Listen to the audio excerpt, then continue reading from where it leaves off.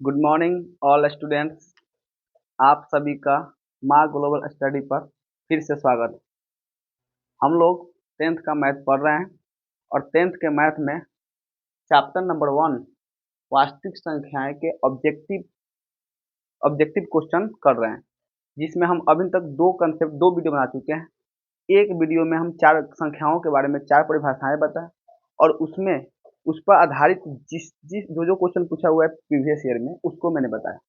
दूसरा वीडियो में मैंने भाज्य और अभाज्य संख्याओं का अंतर बताया, उसकी परिभाषा बताया, उसकी समझ बताई और उस पर आधारित जो क्वेश्चन आपके एग्जाम में पूछे हैं पिछले वर्षों में उसको मैंने बताया।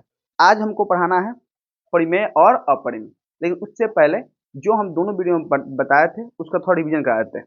हमने क्या बताया था पहला वीडियो में मैंने पहला परिभाषा बताया था प्राकृत संख्या। प्राकृत प्राकृत संख्या प्राकृत संख्या किसे कहते हैं? तो आपको मैंने बताया था कि गिनती की संख्याओं को प्राकृत संख्या कहते हैं। गिनती की संख्याओं को प्राकृत संख्या कहते हैं, यानी कि 1 2 3 4 और इस तरह आगे। दूसरा दूसरा मैंने बताया था पूर्ण संख्या। पूर्ण संख्या के बारे में मैंने बताया था कि जब गिनती की संख्याओं में जीरो को ऐड कर देते हैं तो उसे हम बोलते हैं पूर्ण संख्या। उसके बाद तीसरा मैंने बताया था सम संख्या। सम संख्या के बारे में मैंने बताया था शॉर्टकट में आपको कि जिसमें दो से भाग लग जाए उसे सम संख्या कहते हैं। जैसे कि हम लोग माइनस इन्फिनाइट से लेकर और प्लस इन्फिनाइट तक गए थे जिसमें दो से भाग लग जाए, ठीक है। उसके बाद हम लोगों ने पढ़ा था विषम संख्या। चौथा नंबर पॉइंट पर पढ़ा था विषम संख्या। विषम संख्या उसे कहते हैं जिसमें दो से भाग न लगे, जैसे कि माइनस इन्फिनाइट से लेकर उसके बाद में -7 था, -5 था, -3 था, -1 था, फिर 1, फिर 3, फिर 5 आगे। उसी प्रकार हम लोगों ने पांचवा नंबर परिभाषा पढ़ा था भाज्य संख्या। पांचवा नंबर परिभाषा हम लोग पढ़े थे भाज्य संख्या के बारे में। भाज्य संख्या किसे कहते हैं? तो उसमें मैंने बताया था कि दुनिया की जितनी भी संख्या है उसमें एक से भाग लग जाती है और सेल्फ से भाग लग जाते हैं, लेकिन एक और सेल्फ के अलावा अगर अदर संख्या से भाग लगे तो उसे बोलते हैं भाज्य, और अदर संख्या से भाग न लगे उसे बोलते हैं अभाज्य। जैसे कि इसमें क्या बताया था, सबसे इंपॉर्टेंट पॉइंट क्या था, अदर नंबर से भाग लगना चाहिए। अदर नंबर से भाग लगना चाहिए, अदर नंबर से भाग लगना चाहिए, ये इंपॉर्टेंट पॉइंट था। जैसे कि हम लोग लिए थे सबसे छोटा भाज्य कौन सा था 4, उसके बाद में आप ले सकते हैं 6, इसमें 2 से भाग लगता है अदर नंबर, इसमें 2 और 3 से भाग लगता है अदर नंबर। उसके अलावा क्या लेते हम लोग 8, उसके अलावा क्या लेते 9, ये सब। उसके बाद में छठा नंबर पॉइंट था जो हम पढ़े थे अभाज्य। अभाज्य क्या था? जस्ट इसका ऑपोजिट था कि अगर अदर नंबर से भाग न लगे तो उसे अभाज्य कहते हैं। ये बताया था हमने, अदर नंबर से भाग न लगे उसे हम क्या बोलते हैं? अभाज्य। जैसे हमारा सबसे छोटा प्राइम नंबर यानी कि अभाज्य संख्या था 2, उसके बाद 3, इस तरह आगे था, ठीक है। इतना हम लोगों ने पढ़ चुका था। उसके बाद लास्ट एक परिभाषा हमने पढ़ा था अभाज्य। इसके बारे में हमने बताया था आपको कि सअभाज्य संख्या किसे कहते हैं। सअभाज्य संख्या रहने के लिए स मतलब साथ साथ इन दो संख्या का होना जरूरी है, और दो संख्या ऐसी दो संख्या है जिसमें कुछ भी एक के अलावा कुछ भी कॉमन ना हो, उसे बोलते हैं सअभाज्य। जैसे कि हम ले सकते हैं 2 3 में इसमें जो है एक से भाग लगेगा और 2 से, इसमें एक से भाग लगेगा और 3 से, लेकिन इसके अलावा और किसी चीज से भाग नहीं लगेगा। जैसे हम ले सकते हैं 4 9, जैसे यहाँ पर 4 में एक से भाग लगेगा, 2 से भाग लगेगा, 4 से भाग लगेगा, लेकिन 9 में 1 3 और 9 से भाग लगेगा। दोनों में देखेंगे तो एक के अलावा कुछ भी चीज कॉमन नहीं है, तो ऐसे दो संख्याएं का जोड़ा को हम सअभाज्य कहते हैं। इतना हम लोगों ने ऑलरेडी पढ़ चुका था। मैंने आपको रिवीजन करा, प्राकृतिक संख्या गिनती की संख्या को प्राकृतिक संख्या कहते हैं, पूर्ण संख्या 0 से पर नंबर को गिनती की संख्या को पूर्ण संख्या कहते हैं, सम संख्या जिसमें 2 से भाग लग जाए उसे सम संख्या कहते हैं, विषम संख्या जिसमें 2 से भाग न लगे उसे विषम संख्या कहते हैं, भाज्य संख्या अदर नंबर से भाग लग जाए, एक और से सब में लगता है, अदर नंबर से भाग लग जाए तो उसे बोलते हैं भाज्य संख्या, लेकिन अदर नंबर से भाग न लगे उसे बोलते हैं अभाज्य संख्या। और ऐसा दो जोड़ा जिसमें एक के अलावा और कुछ कॉमन न हो उसे बोलते हैं सभाज्य संख्या। अब अभी हम इसके बाद बढ़ेंगे परिमेय और अपरिमेय। अब हम लोग को पढ़ना है कि परिमेय संख्या और अपरिमेय संख्या में क्या डिफरेंस होता है, इसकी समझ क्या होती है, परिमेय संख्या और अपरिमेय संख्या। देखते हैं परिमेय संख्या किसे कहते हैं। हम फिर बता रहे हैं, आपको परिभाषा नहीं पढ़ना बल्कि आपको समझदारी होनी चाहिए कि परिमेय संख्या किसे कहते हैं। परिमेय से जिस प्रकार हम भाज्य और अभाज्य के लिए तीन तीन कंडीशन बताए थे, जैसे भाज्य में एक से भाग लग जाएगा, सेल्फ से भाग लग जाएगा, लेकिन अदर नंबर से भी भाग लगना चाहिए। अभाज्य में एक से लग जाएगा और सेल्फ से लग जाएगा, लेकिन अदर नंबर से भाग नहीं लगना चाहिए। ठीक उसी प्रकार परिमेय और अपरिमेय संख्या को भी आसानी से समझने के लिए हम 3 पॉइंट में इसको बांटे हैं। पहला पॉइंट कि वैसी संख्या जिसको P बटा Q के रूप में हम लिख सकें, P बटा Q के रूप में हम लिख सकें उसे हम बोलते हैं परिमेय संख्या। पहला कंडीशन क्या हो, P बटा Q के रूप में लिख सकें। P बटा Q का मतलब ये है कि हम बटा के रूप में लिख सकें। किस रूप में लिख सकते हैं, बटा के रूप में। P बटा Q का मतलब क्या हुआ, वैसी संख्या है जिसको हम बटा के रूप में लिख सकें। दूसरा पॉइंट है कि Q is equal to zero नहीं, is equal to not zero, यानी Q जो है जीरो नहीं होना चाहिए। देखिए Q कहाँ है, यहाँ पर बटा में, ये जीरो नहीं होना चाहिए, यानी कि इसका मतलब ये है कि बटा में जीरो नहीं होना चाहिए। इसका ऊपर का मतलब है कि जिसको हम बटा के रूप में लिख सकते हैं, जिसको हम बटा के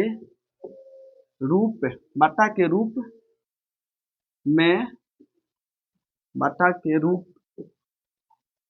में लिख सके। P बटा Q का मतलब ये हुआ कि जिसको हम बटा के रूप में लिख सके। और Q is equal to not zero का मतलब हुआ कि नीचे जो है ना जीरो नहीं होना चाहिए, नीचे जीरो नहीं होना चाहिए, नीचे जो जीरो नहीं होना चाहिए। और तीसरा पॉइंट है कि P और Q एक पूर्णांक संख्या होनी चाहिए, पूर्णांक संख्या होना चाहिए। P और Q क्या होना चाहिए, पूर्णांक संख्या। ये तीन पॉइंट है, दिमाग में याद कीजिए, अभी याद कीजिए। पहला नंबर क्या होगा, P बटा Q के रूप में लिख सके, यानी जिसको बाटा के रूप में लिख सके, बटा के रूप में लिख सके। दूसरा क्या हुआ, Q यानी कि Q जो नीचे वाला है वो जीरो नहीं होना चाहिए, क्योंकि जब नीचे वाला जीरो हो जाएगा ना तो अनडिफाइन हो जाएगा। अनडिफाइन जिसको हम परिभाषित नहीं कर सकते, ऐसा संख्या आएगा, तो वैसी संख्या हमारे सिलेबस में नहीं है, तो Q जीरो होना चाहिए। ठीक है, उसके बाद बोल रहा है कि P और Q पूर्णांक संख्या होना चाहिए। अब पूर्णांक संख्या क्या है ये तो हम आपको बताया नहीं है, तो पूर्णांक संख्या के बारे में थोड़ा सा जान लेते हैं, समझ कर लेते हैं कि पूर्णांक संख्या किसे कहते हैं। पूर्णांक संख्या किसे कहते हैं, तो आप लोगों को फिर समझदारी बरतना है। आप नंबर लाइन के बारे में जानते होंगे, नहीं जानते होंगे तो जान लीजिए। बीच में होता है जीरो, आगे होता है एक दो यानी प्लस का होता है, 3 4 5, एक कहाँ जाता है अनंत तक, और पीछे होता है -1 -2 -3 -4 और कहाँ तक माइनस अनंत तक। तो ये जो नंबर लाइन दिख रहा है ना, इस पे जो संख्या हम दिखाई दे रहा है, ये सभी संख्याएं क्या है, पूर्णांक संख्या है। इस दो संख्याओं के बीच की संख्या को नहीं पूर्णांक बोलेंगे। ये जो नंबर दिख रहे हैं ना 1 2 3 4 गिनती की तरह आगे और उससे निगेटिव, इसी को क्या बोलते हैं, पूर्णांक संख्या बोलते हैं। इसी को क्या बोलते हैं, पूर्णांक संख्या बोलते हैं। ये जीरो से आगे यानी इसको बोलते हैं धनात्मक पूर्णांक, धनात्मक पूर्णांक संख्या, और इसको बोलते हैं ऋणात्मक पूर्णांक संख्या, ऋणात्मक पूर्णांक संख्या बोलते हैं। और जीरो ना धनात्मक है और ना ऋणात्मक। एक क्वेश्चन भी पूछा हुआ है कि जीरो कौन सी संख्या है, तो ना ये धनात्मक है और ना ऋणात्मक है। लेकिन जब ऋणात्मक संख्या, धनात्मक संख्या, जीरो इस सबको मिला देते हैं तो इसी को बोलते हैं हम पूर्णांक संख्या। क्या बोलते हैं, पूर्णांक संख्या। तो बोल रहा है कि जो ऊपर लिखे या नीचे लिखे ये दोनों क्या होने चाहिए, पूर्णांक संख्या होनी चाहिए। जो नंबर लाइन पर दिखाई दे रहा है यही संख्या होना चाहिए और कोई संख्या नहीं होना चाहिए। अब कहिएगा अपरिमेय संख्या किसे कहते हैं। और परिमेय संख्या का होता है कि इसमें क्या होता है, P बटा Q के रूप में लिखते हैं, लेकिन P बटा Q के रूप में न लिखा, यानी जो कंडीशन इसमें परिमेय है ये कंडीशन जब लागू नहीं करेगा तो उसे क्या बोलेंगे, अपरिमेय। अगर इस तीनों कंडीशन में से कोई भी कंडीशन अगर लागू नहीं कर रहा है, कोई भी एक कंडीशन जो लागू नहीं करेगा तो वो क्या हो जाएगा, अपरिमेय। क्योंकि वास्तविक संख्या जो हम लोग पढ़ने वाले हैं, अब यहीं पे पढ़ने वाले हैं, वास्तविक संख्या किसे कहते हैं, परिमेय संख्या और अपरिमेय संख्या को जब मिलाकर जो संख्या बनता है उसे वास्तविक संख्या बोलते हैं। यानी ये कह सकते हैं कि वास्तविक संख्या का दो भाग है, परिमेय संख्या और अपरिमेय संख्या।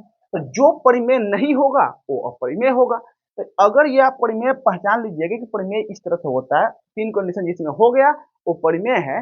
अगर इस तीनों कंडीशन में से कोई भी कंडीशन लागू नहीं करता है तो संख्या क्या हो जाएगा, अपरिमेय। यानी आपको सिर्फ परिमेय ध्यान रखना है कि परिमेय में अगर तीनों कंडीशन चेक करेंगे ये बाटा के रूप में है कि नहीं, नीचे जीरो नहीं होना चाहिए, और पी और क्यू क्या होना चाहिए, एक पूर्णांक संख्या होना चाहिए। अगर ये तीनों चीज है तो फिर परिमेय होगा। अगर तीनों चीज में से कोई भी एक चीज मिस होगा तो क्या हो जाएगा, अपरिमेय। जैसे कि हम आपको एग्जाम्पल समझाते हैं।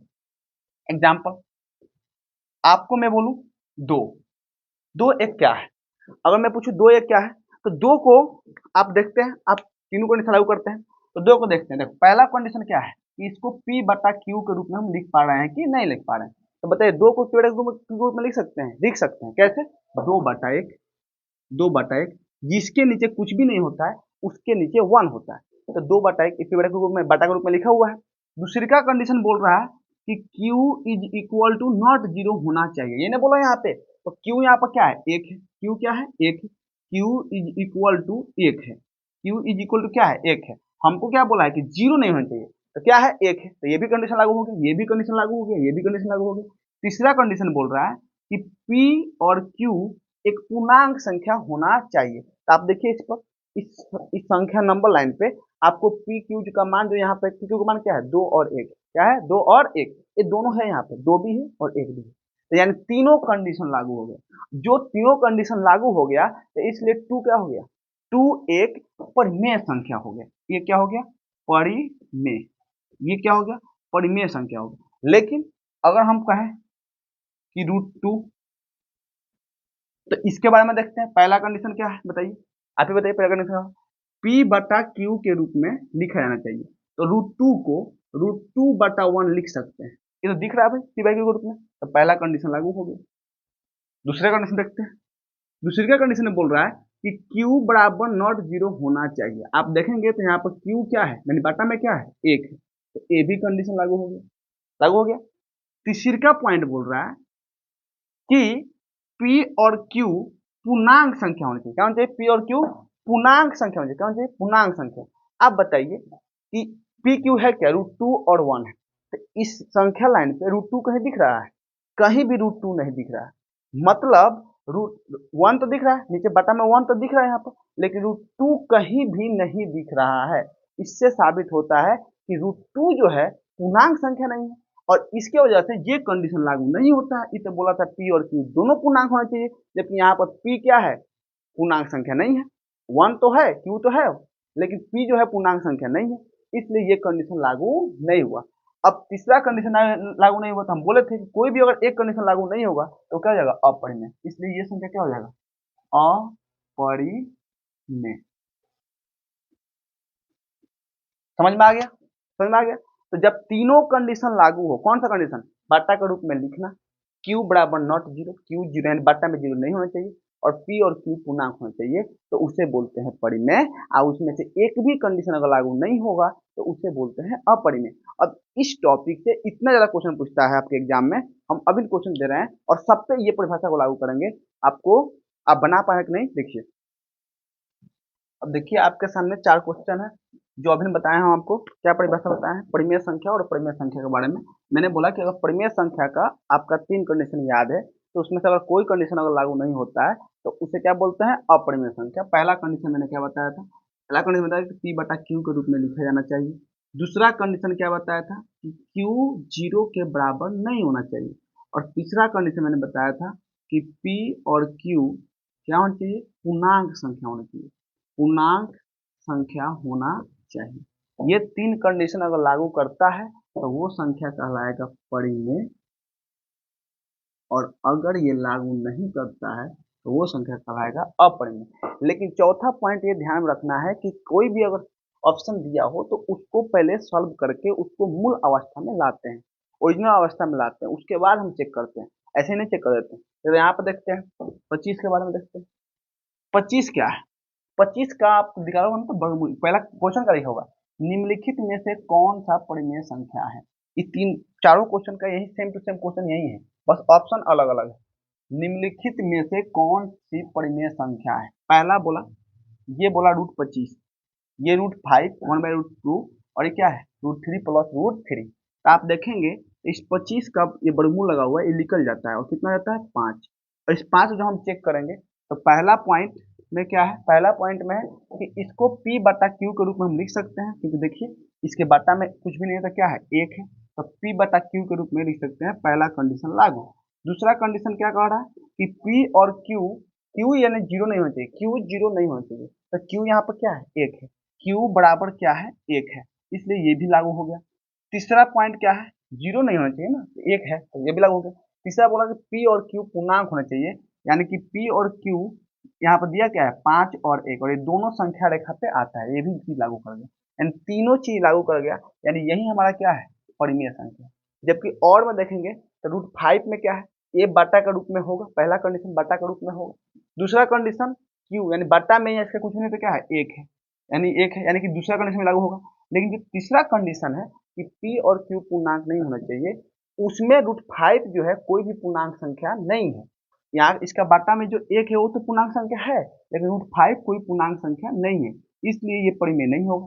ठीक उसी प्रकार यहाँ पर भी लागू करेगा, ये √2 जो है कोई भी पूर्णांक संख्या नहीं है, और तीसरा कंडीशन बोलता है कि P और Q क्या है पूर्णांक संख्या होना चाहिए। अभी आपको बताया है संख्या रेखा का पावर, ये 0 होता है, ये क्या होता है 1 होता है, ये क्या होता है 2 होता है, ये क्या होता है 3 होता है, ये -1, ये -2, ये -3, इसके आगे इस तरह आगे, यही पूर्णांक संख्या होता है। तो इसमें कहीं पर भी √2 नहीं आता, और यहाँ पर कहीं पर भी √5 नहीं आता, इसलिए पूर्णांक संख्या नहीं है। तो इसलिए दोनों जो है परिमेय संख्या नहीं है, ये क्या है अपरिमेय संख्या। जब परिमेय नहीं होगा क्या होगा अपरिमेय होगा। यहाँ पर देखते हैं तो √3 है और √3, इसको जो आप जोड़िएगा क्या होगा 2√3, 2√3, यहाँ पर भी √3 आ गया, और ये √3 कहीं भी पूर्णांक संख्या नहीं होगा। पहला दूसरा कंडीशन तो लागू हो जाएगा, लेकिन तीसरा कंडीशन जो पूर्णांक संख्या होना चाहिए वो इसमें लागू नहीं होगा, इसलिए ये भी आंसर नहीं होगा। हमारा आंसर क्या होगा ए नंबर। ठीक है, ये सब ऑप्शन समझाने का मतलब इसलिए बनता है ताकि आपको जब इस पर आधारित क्वेश्चन आए तो कोई भी क्वेश्चन आप बना सकें। अगला देखते हैं, ये भी सेम टू सेम क्वेश्चन है कि इसमें परिमेय संख्या ढूंढना है। तो आप देखिए ये 4 है, ये तो परिमेय संख्या है, पर √7 जो है ये परिमेय संख्या नहीं है, ये क्या है अपरिमेय संख्या है। जिसके ऊपर रूट लगा हो और उसका वर्गमूल न निकले उसे बोलते हैं अपरिमेय संख्या। आप शॉर्ट टर्म में याद रख सकते हैं कि जिसके ऊपर रूट लगा हो लेकिन जिसका वर्गमूल निकालना संभव नहीं हो, यानी वर्गमूल एक परिमेय संख्या न निकले, एक नेचुरल नंबर न निकले, उसे क्या बोलते हैं अपरिमेय संख्या। तो ये 4 जो है ना वो परिमेय है, लेकिन √7 क्या है अपरिमेय है, और परिमेय और अपरिमेय का योग हमेशा अपरिमेय आता है। क्या आता है अपरिमेय, तो इसलिए ये संख्या क्या होगा अपरिमेय। ठीक है, यहाँ पर देखते हैं ये 10 क्या है 10 है परिमेय संख्या, और यहाँ पे 100 है, लेकिन इस 100 का वर्गमूल निकलना संभव है। जब इसको सॉल्व करेंगे तो ये तो 10 रहबे करेगा, और इस 100 का वर्गमूल निकल जाएगा 10, यानी 10 10 कितना हो गया 20, और 20 एक परिमेय संख्या हो जाएगा। क्यों, क्योंकि देखते हैं 20 को क्या लिख सकते हैं 20/1। पहला कंडीशन P/Q के रूप में लिखना, तो इस बटा के रूप में लिखा हुआ है। दूसरा कंडीशन नीचे जीरो नहीं होना चाहिए, नीचे जीरो नहीं है 1 है। तीसरा कंडीशन P और Q पूर्णांक संख्या होना चाहिए। तो आप जब इसके आगे बढ़िएगा तो यहाँ आगे बढ़ते बढ़ते ये आपको 20 इसमें मिल जाएगा, और एक तो यहाँ पर हल नहीं है, इसलिए तीनों कंडीशन लागू करता है, इसलिए यही क्या हो गया आपका परिमेय संख्या। आगे चलेंगे तो 2 जो है परिमेय है, लेकिन √3 क्या है अपरिमेय है, इसका वर्गमूल निकालना संभव नहीं है, इसलिए टोटल क्या हो जाएगा अपरिमेय हो जाएगा। ये पूर्ण रूप से क्या हो जाएगा अपरिमेय, अपरिमेय।